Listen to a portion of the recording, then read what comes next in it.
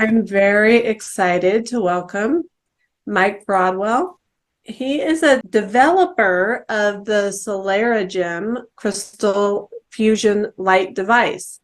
He believes that by combining both treatments of the crystals plus the light therapy, that the healing power to the body is synergistically increased. So it's more than 1 + 1 = 2. It's 1 + 1 equals maybe 3 or 5, or higher amount of healing properties to it. He has specialized in this kind of technology for over a dozen years and works with leading integrative doctors and practitioners around the United States. Mike, thank you for joining us and welcome to the show. My pleasure. Great to be here. Yeah. So I'm curious how you got into this technology. Can you kind of tell us your story? Sure. Yeah, it was over a little over 12 years ago. I was at a conference in North Carolina on energy medicine, and all kind of high level people in the world of energy medicine, energy devices um, were at this conference. And I happened to run into a company from Europe or England that had developed a kind of a second or third generation of what we call Crystal Fusion Light, and I was really impressed with it. I did a session on it and was deeply relaxed, even though it was a noisy trade show room with all this stuff going on. I just really calmed down and relaxed. And I asked several people there. A friend of mine had a little table, so I was sitting there with him for a while, and I'd ask people, which of these devices do you like? And almost all of them said they really liked this device and the Crystal Light one, this device. A lot of them really liked it. So I ended up talking to the owner of the company, and he was frustrated because they weren't really making any progress in the US marketing it. And I had been running summits, kind of like you're doing, for about a year and a half, 2 years, and had a decent audience in energy healing. I thought, well, I really like this, and I'll see if I can help you promote it, or whatever. Got into it, started using it. Became over the last several years probably the leading specialist in the country because there weren't many people doing it. It's more like just nobody else was doing it much. And went around to a lot of conferences, worked with a lot of the top doctors, the Mercolas, people like that at these conferences, and introduced it to them. And really just loved seeing what it did, and just kind of coming from a background as an engineer, not as a therapist, was kind of good in that I didn't try to fit it into a box. I just kind of observed what it did and like, okay, cool. So I just kind of went with what it did and didn't try to make it fit any preconceptions. And then, a few years ago, right before all the big mess happened in the world that we all know about, the original owner had passed, and his someone else had taken over the company, and they ended up kind of cheating me out of a bunch of money. So it was kind of time to move on, and it was a good thing because it kind of pushed me into making my own version of the technology, and I was able to bring the cost down and make it more accessible, especially the cost of entry, which has made it more widely available. And it was such a good technology that I didn't want to see it lost with the way things are being done. So I started with this, and it's done quite well. It's been out about 2.5 years, and many of my leading therapists that I'd worked with, I sent the initial ones to them to check out and to get their feedback, and got very good response. And then what I'm seeing in the last 2.5 years is extremely positive and great stuff. So it's been wonderful. I get to work with some of the best people on earth. It's really a blessing. I know that you're a big fan of the meta strategies around healing. Uh, of course, we're not talking about Facebook meta. We're talking about meta strategies for healing. How is that different than other ways, or can you just elaborate about that? Yeah, a meta means above, so it means above. So when we talk about metaphysical, that's not really one of these nice little stores with crystals and incense and woo-woo books. They call that the metaphysical store, But what we're talking about in metaphysics is the meta above physics.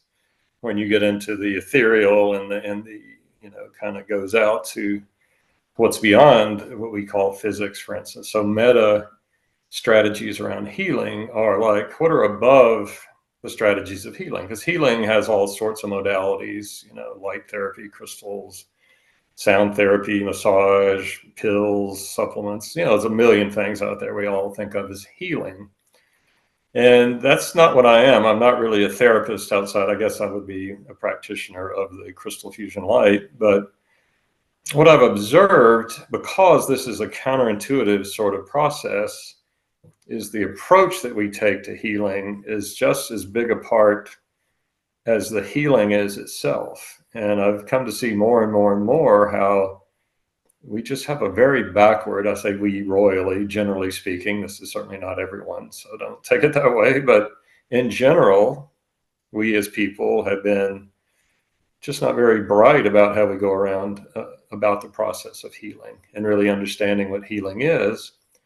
And this has led to a lot of people to not get the success and the results that they really desire. And so that's become a big thing for me as I see more and more how to really fit in what I'm doing with the Crystal Fusion Light. It's really the approach to healing and the big picture. I know you've mentioned that people don't really want to be healed. They want to be fixed. What do you mean by that? In general, I think that's true. If you think about how we approach, so yeah, how you approach something is everything. It's what you mean. So you don't approach getting your car fixed the same way you would approach uh, a getaway weekend with your spouse or your beloved or whatever, right? If you did, you'd probably be looking for a new one pretty soon. You know, you would just have to approach things totally different depending on the context. And if you look at what is really the purpose of life, and when we get into meta, we get into how does healing and how do all these things fit into what life is about? What am I doing here? What am I really want out of life? What is it about? And if you think of life in terms of those moments, what do we really want in life? We want those timeless moments. Maybe we're with our beloved or with our children, our families, or we're at a peak experience, we're hiking, we're in the beautiful wilderness, or we're at a amazing concert, or about whatever. Really is just like a transcendent experience that's timeless. Time stops and we just feel like this is incredible. This is what it's all about. Versus the mundane, you know, going to work, you know, mowing the lawn, all this, the mundane stuff that we kind of have to do to live in the world. And what do all the sages, the wisdom traditions, the ancient religions, philosophies teach is that we can get to the place where the mundane becomes transcendent, like these beautiful moments. And so what are we really trying to do in life is get to the point where every moment is like heaven on earth, not just those rare moments when we can get away from everything and not caught up in the humdrum of things. But we learn that every moment in life is precious. And so I would say that what is the measure of how far we are from achieving that? And that would be stress. Stress, as we know, is 98 to 95, 90% of disease, or whatever percentage that the Stanford research and all these institutes have figured out. It's the biggest part of disease is stress. And so if we look at what this stress is usually us not able to really live life in this flow, in this timelessness, in this state of gratitude. And I certainly don't do it. I'm not at all trying to say that I'm the measure of this in any way. I just see it as someone who says, wow, this is what it's about. We want to get to that place where every moment is sacred and we experience it as such. And so that's what stress is showing us we're not there yet. Because when we're not in stress, we're in the present, we're in the flow, and we're in the center of what's happening to us. And we're actually directing it more than being at the mercy of it. So when I say people want to be fixed, most of them approach fixing my arm because my arm hurts, like taking my car to the shop. Give me something to make it hurt so I can go back and do whatever I was doing before. And I want it quick and I want it to be, you know, simple and all these things. And I understand we all do this to a certain degree and perfectly understandable. I don't want my arm to hurt.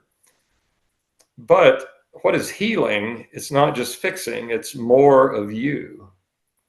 When your arm doesn't work or it hurts and you can't throw the stick to the dog, pick up your child or your grandchild, can't rock climb or whatever it is you love to do, you're not able to express yourself to the fullest level. If you're emotionally disturbed or messed up or unhappy, you're not able to express your joy, your desires, your real vision for what life could be for you. That's what healing is, to get to the point where more and more of you is expressed. When you have children, you have a beloved, you really want, if you have a healthy relationship with them, you want to see more of them. Here's a new hobby. Wow, this really lights you up, honey. I'm glad you're doing this. I never saw this side of you. This is cool. Your child develops a new interest and they really take to it and they blossom. That's a beautiful thing. You're seeing more of them being expressed. This is what healing is, which is more of getting back to making every moment in life special and sacred. Again, it's an ideal. I'm not saying that I am better than anybody else at this, but I see this as what we're shooting for. And if we really don't have a goal of what we're looking for, it's hard to really know what we're trying to achieve. So that's kind of the main picture. I see a lot of clinics, I go in a lot of places, and even a lot of them are just run by amazing people with great passion and vision, but they're still in many ways run like allopathic clinics, because it's kind of the nature of the world we're in. That's what people accept, what they expect, what they're willing to pay for. We're just still not, we all kind of rise at the same level. You know, the market will demand how things get pushed up. And we're seeing, look how the market has grown for healthy foods and supplements and vitamins. And certainly in my lifetime, people laughed at people that took vitamins when I was a kid. The doctors would laugh at you and ridicule you. Now none of them would do that. And now everybody, even McDonald's has a healthy meal, quote unquote. So the market has demanded things and things have come up to a certain degree. And so more and more, as more of us demand and expect a higher level of service, of healing, of all of these things, we're going to get those eventually. And if we don't demand it, it's not going to ever happen. So that's kind of what I mean by that. We really want to look at how we're approaching healing and what are we really trying to achieve from that. You say that there's a powerful counterintuitive approach to healing that opens up once people can see this idea that you just described. What is that counterintuitive approach? Yeah, so one of the things I hear a lot is, how does this work? Right? They come up and I show them this little crystal with light and, hey, have a seat. Well, how does this work? A normal question, right? A perfectly normal question, but not really a very useful question. Do you ask the doctor how the pill works, or do you use your cell phone? Do you really know how it works? It's more of, to me, a how are you today question. You don't really want to hear your life story and unless it's your best friend at the coffee shop, maybe. But usually I'm good. How are you? It's just chewing gum for the mind. It's automated. And cool. That's, society's still nice to be pleasant to people and do this. But I tell people a better question is, how do we heal? How do I heal? And the way to heal is not to try to figure it all out here with our mind, with our cognitive mind. Now, we have amazing experts, people like you, that have studied and become gifted and very knowledgeable in certain areas that I don't have that knowledge. And I love that I have resources like you to draw on that can tell me how these different supplements can affect this, or how these different medical procedures or whatever. I mean, we have these excellent specialists. What we need to be as consumers of health, and all of us are to a certain degree, because we can only be so much of a specialist, is to understand this meta strategy, the big picture. And then I don't have to know everything that you know. I just have to know, how do I find somebody like you versus just some run-of-the-mill person that just is going to read out of a book and not have any life to what they're doing. Because if I have an approach that makes sense, then I have a better chance of finding the right people to fill in the gaps that I need, the specialist with excellent specialist knowledge like you and like chiropractors and massage therapists and acupuncturists and all these things. And it's really that we want to create the conditions that allow the body to flourish instead of trying to figure out what's going on, what's the problem. The modern kind of scientific, allopathic method that we're in right now is we need to find the answer and then we'll give you the pill that fixes that little thing. And that's ridiculous, really. I mean, life is too complicated. The only way that you can not reduce life to oversimplification is by realizing that you have to work backwards. Think of yourself, think of your spouse, think of your child. Do you really even know them, right? How many times do they do something you're like, who is this person, right? They're so complicated. We don't even know ourselves. We're like the ocean. Our inner world is like the ocean. Like we know very little about the ocean, and we live right on the ocean, many of us. So how do you deal with something so complex? You don't try to find the answer. There's too much complexity. What you do is you look for contradictions. You look for what can't be true. You eliminate this clearly cannot be true. If I can eliminate what can't be true, then eventually I work down to what has to be true. So it's counterintuitive. It's the same way if you take a puppy or a young baby, you don't want to try to teach it how to play, like, here, puppy, play, you know, you do this, you just like, you wall off an area of the house where it can't chew anything that's valuable or dangerous, and you give it some play toys or whatever, and you let it run around and play. You create the conditions where it's naturally going to be able to express itself within safe limits. This is the same with health. Instead of trying to figure out, oh, I went and did my 15th test today, they don't know what I have, oh my gosh. What if you start looking at the simple things that you can address? Like, well, I know I drink too much soda pop. Can I get that out of my diet? Can I find a way to drink kombucha or use tapping to get the cravings out? What about I don't sleep enough? I stay up and watch these old movies and I'm tired, but I'm kind of addicted to these movies. Well, how do I solve that? Just start working on little things that are clearly not helpful. And then do the tests, fine, go do your tests, but don't sit there and wait on an answer. Just say, well, look, I know this can't be good for whatever I have, that I don't sleep, that I drink soda pop, that I don't get any exercise, blah, blah, blah, all these things. And I just take them one by one as they come up. And I just thought, how do I solve this? Pretty soon you're further down the road and maybe that condition just clears itself. And we never figured out what it was, but maybe it was the combination of the soda pop, the lack of sleep, the not enough exercise, whatever. Who knows what it was? I don't have to know. I just have to know I started doing things that make sense, quit doing things that obviously don't make sense, and things got better. Who would have thought? Yeah, you make a good point that a lot of people are looking to the pill, but not doing the, the glaringly obvious things that need to change for them to be healthy. So tell me, did you invent the SolaraGem, or how did that come about exactly? I know you mentioned something about taking over someone else's technology, and then I was under the impression you had invented the SolaraGem, so now I'm not clear.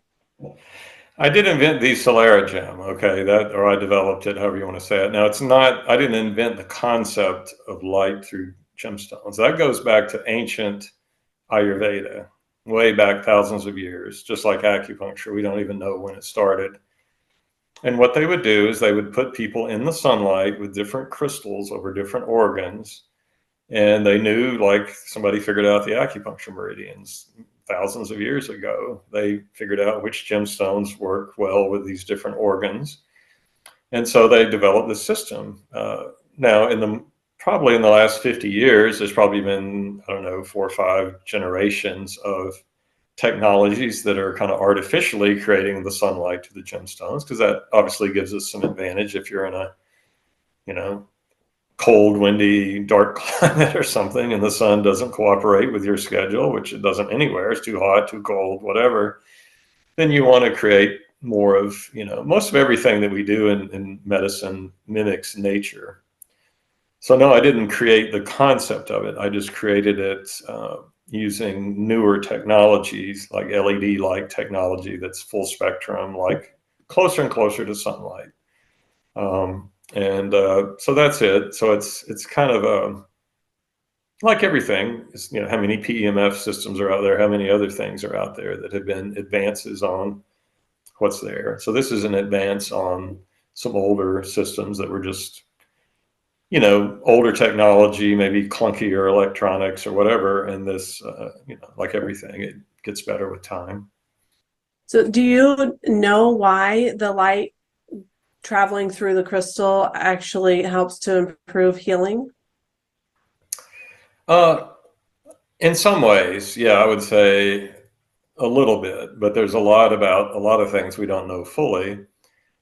But I think a big part, and this is again with ancient Ayurveda, you can ask the Ayurvedic practitioner and they'll tell you that either grinding up the crystals and drinking them or passing light through them is the way to get the maximum benefit from the crystals.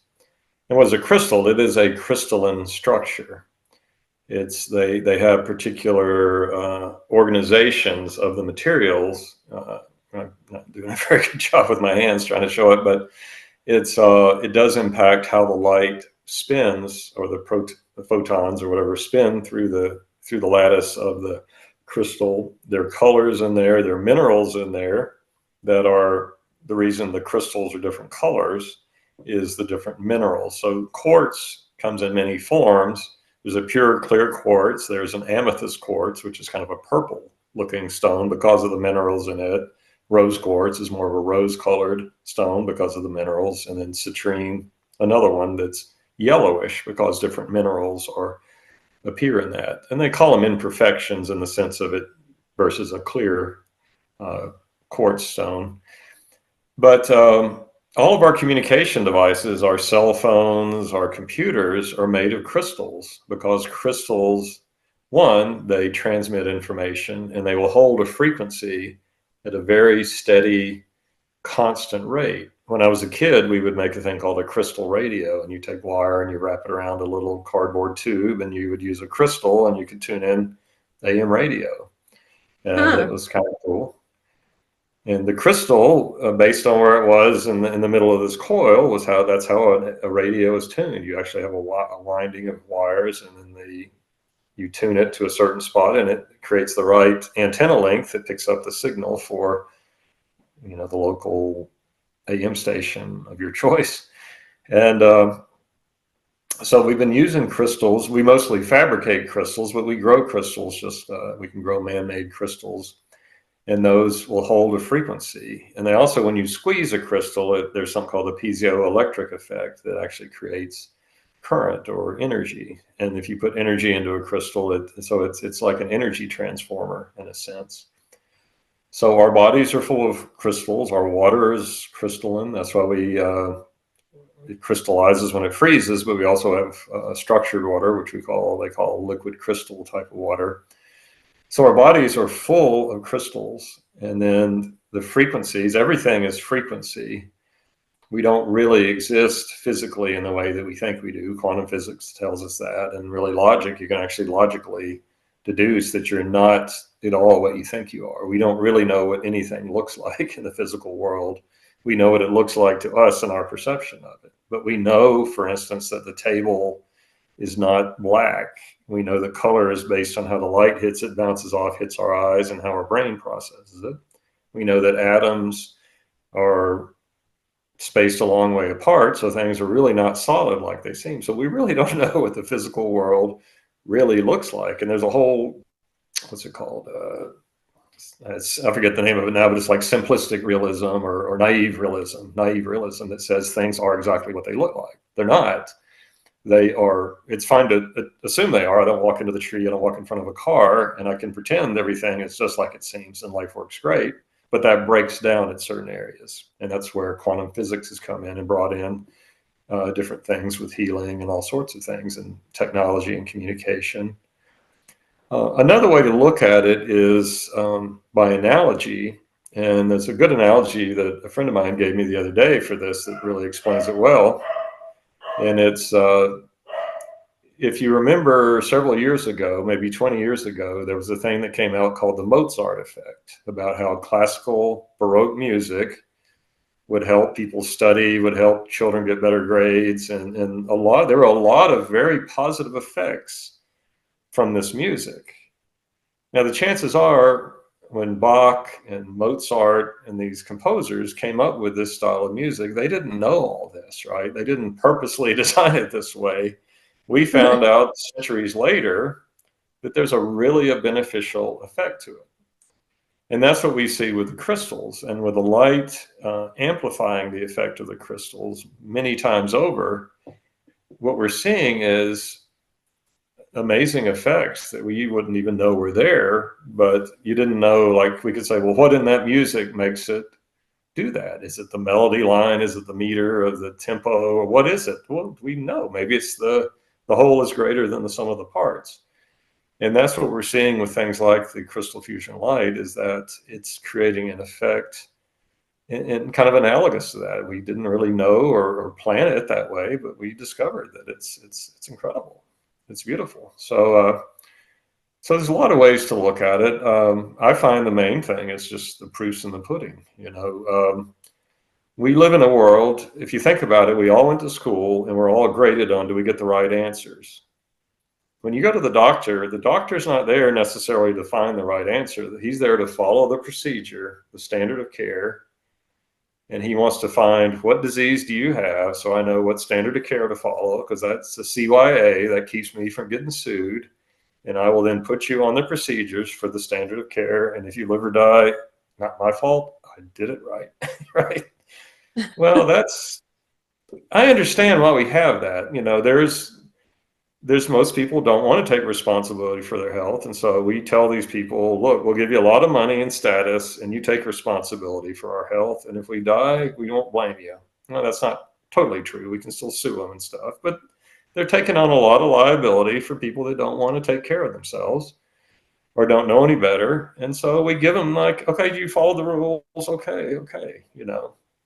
Because I get it. That makes sense. But if we don't want that, if we want something more than that, then we have to be the one to look at, what do I really want to achieve here? I need to be the one that directs it. Nobody cares about me more than me. And nobody has time to care about me more than me. And nobody has time to care about you more than you. It's just the way the world is set up. So that's why this stuff works. And the proof's in the pudding. You do it and it works. And there's no harm from it. We haven't seen that it harms anything. It's light through crystals. Okay. It's pretty simple. And it's not harmful, and it has a very positive effects, but you have to experience it. You can't understand what it does before you want to try it. You just do it and you go, oh wow, I can't explain it. How would you explain what your first kiss with your beloved was like to somebody, or what a sunset is like, right? You just have to experience it. And that's what healing is. That's when you really start living, as you let things speak for themselves rather than having to grok it here. Because when it's happened here, it's already happened. By the time I can reflect on it and think of it, it's already long happened and passed. Life happens at this energetic, emotional level. This is trying to figure it all out, and it's a great tool. But once it's happened, this is not what drives the ship. This is like what tries to figure it out after the fact. Very interesting. So what is different with your technology about putting the light through the crystal that would be different than if I were to buy, say, an amethyst and put light through it? Is there a difference? Yeah, it'd be like, in one sense, you could say roughly no. If you were to make spaghetti or go to a fine restaurant and get spaghetti made, it would still be spaghetti. Would it be as good? It might not, right? It depends on, there's more than just a crystal with light through it in here. There's actually a whole recipe of different crystals. There's different grades of crystal. There's different qualities, types of crystals. It's the combination. We're also using color therapy in there. But it's not to say you couldn't play around with it and do it. Certainly, that's fine. Yeah, it's kind of a done for you service, right? Yeah, it's most practitioners are busy people. They don't have time to sit around and do that unless they're just drawn to do it. And so what I can do is and I've worked with a 40 plus year crystal specialist to help hone some of these recipes. And it's a little different. It is different than the other systems out there. I use a different recipe of crystals. I use different color therapies. So it just happens that what we have had has worked really well. And so I'd say it just depends on your interest. If that's something of interest, you can certainly play with Do it and see.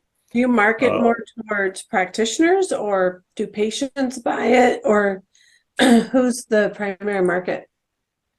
I tend to market to practitioners just because they can tend to understand it more and then have an application for it.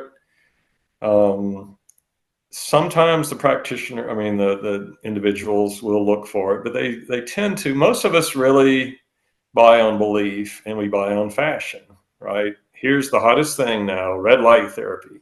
It's great. Red light therapy is great, but there's a million types of red light therapy. Some of it's good, some of it's not, you know. But once everybody kind of knows about it, they think, oh, red light therapy. Everybody buys red light therapy, right? So it becomes just a matter of, well, which one or whatever. So a lot of what people do is based on fashion. And we kind of need that again because we don't know a lot. We don't have time to know a lot. So what I look for are practitioners who really understand the energetics of healing, energy medicine, as well as the emotional elements of healing. That healing is really starts at the energetic emotional level. If we don't heal the energy and the emotions, the physical healing, everybody starts from the outside in.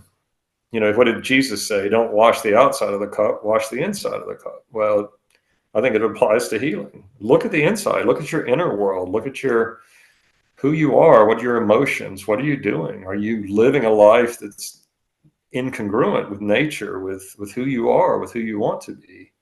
And then no wonder you're sick. Start there. Don't just try to fix it physically. But we think, well, I understand the physical. I understand it. And that's why this is hard for people because I don't understand how this is working because it doesn't shock me and it doesn't zing me and everybody's not talking about it. And I get it. So it is more of for those that are willing to kind of take their own journey. The people I find that are really get this are the ones that are more energetically aware. They're more aware that there's more to them than meets the eye, that there's this inner life, and then they can feel the energy moving. And so they have a better sense of it. But it's just very hard for us to just take what we see and believe it. We need a lot of reinforcement, social reinforcement. So that's a challenge, and it's a challenge for me because of I think people approach healing wrong. That's one reason I've really begun to see that because I see how many times I can take people out of pain or anything with this, and they can't wrap their head around it. I don't understand it. It's not a pill. You didn't touch me. And I can just see they don't have a place to fit it in their mind, and that's because our mind is not us. Our mind is just a mechanism, and it needs to fill in gaps. And most of healing is belief. That's why the doctor wears a white coat. They act like placebo. We want to get placebo out of the trials. Well, you can't because everything is belief. If I believe that doctor can heal me, that's the greatest part of healing is my belief that that doctor is going to save me. There have been all kinds of studies that show this, how big of effect belief and placebo is. And Yeah. so we can believe out of stuff. Now, this does physically work. You can take measurements with heart rate variability, with biowells, with any kind of instruments, and we can see before and after shifts in autonomic nervous system balance and all. It's shifting the body. It's not just imaginary. I believe it's working. It's shifting. But why is the body shifting in the first place? I don't know how much of that's belief. Who knows? But it's a huge part of it. Yeah, when you used it on me at first, I didn't feel it, but as I feel like just right when someone walked up and was talking, we were in a loud conference room, and someone walked up right in the middle to ask us what we were doing. I felt like right shortly before that, I was starting to feel almost like a pulsing sensation. I would have been really curious to have continued with it, but we didn't get that opportunity. I noticed you have different colors. And I think the one you had used on me had a bunch of colors. What is the purpose of the different colors? Do you buy different ones for different reasons, or? Yeah, exactly. So if you think about, for instance, the chakra system, if you're familiar with that, that's the energy centers of the body that come from Ayurveda again, and a lot of traditions use them now. They're pretty well known. And you typically have the purple to blue to kind of turquoise to green to yellow to orange to red as you go down through the centers of the body, or the energy centers. And so one way you can use them is typically you would use the ones with, say, the purple or the blue more up on the upper part of the body, the green around the heart. It's also rose quartz for kind of the high heart, things like turquoise or aquamarine around the throat. We tend to work on stomach and digestive issues with yellows, with citrines, with topaz, things like that. And then ruby down at the root chakra, or red stones, where it's like the grounding of the person. So that's one way to look at it. You can also look at it in terms of Ayurveda, Chinese medicine. We are all about restoring homeostasis or balance. We want to cool what's warm and warm what's cool. So we have a warm condition like inflammation, it's hot. I would take an emerald, a green, cool emerald, and I work on the inflammation because I'm bringing coolness to a hot condition. I might have a cold condition where the blood's not flowing. And maybe I use a ruby to really stimulate that to get blood moving, blood flowing. So I can think of the colors in terms of red is hot, orange is a little less hot, yellow is kind of lukewarm, and then green's getting cooler, and so on. And I tend to want to calm the mind. I want to calm pain. I want to calm inflammation. But I want to boost up areas where maybe prostate, or boost the spleen. One of our big areas is the spleen, which is your energetic center in the body. In Chinese medicine, it's a big part of what they do in your whole metabolism. They do a spleen and liver pulse, actually test you, and their different pulses. And it's every time I've done it with anybody that's tested their spleen pulse, it kicks it right up. It brings it back up. Wow, that's And most of incredible. us have spleen issues because we live in what we call a damp or sticky spleen. Most people have mucus, and it's like it's waterlogged in Chinese medicine. So by boosting that up, we help to turn up the metabolism, turn up the body's heating functions and digestive functions.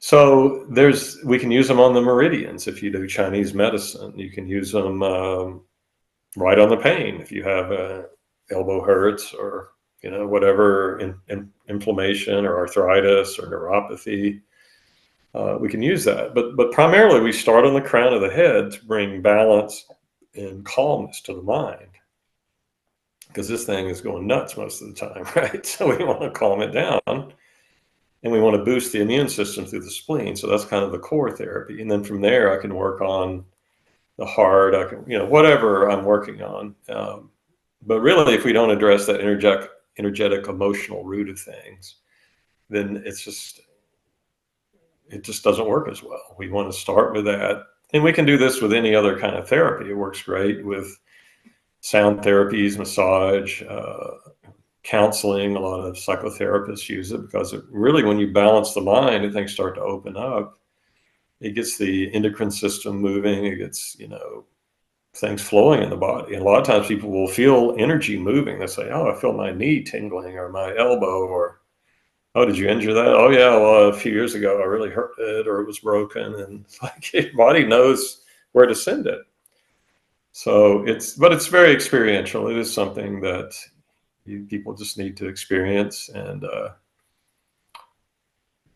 but yeah, it works beautifully. I have, dozens of just leading specialists and doctors and integrative therapists that are using it to great results. Amazing. And, Yeah, I see some really great testimonials on your website.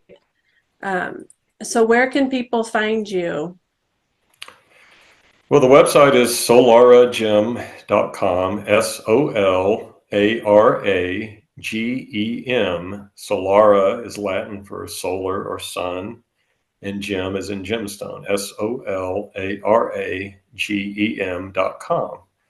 And you can reach me through that site. It's got my phone number on it. It's got a contact field, so you can certainly reach me. I'm happy to answer any questions. And, if I can find you somebody nearby, if you want to try it, I'll certainly see if we have somebody in your area that you can try it out. That's awesome. Thank you so much for joining me on the summit and telling me about this technology. I did not know anything about it. Well, my pleasure. Very welcome. I appreciate the opportunity.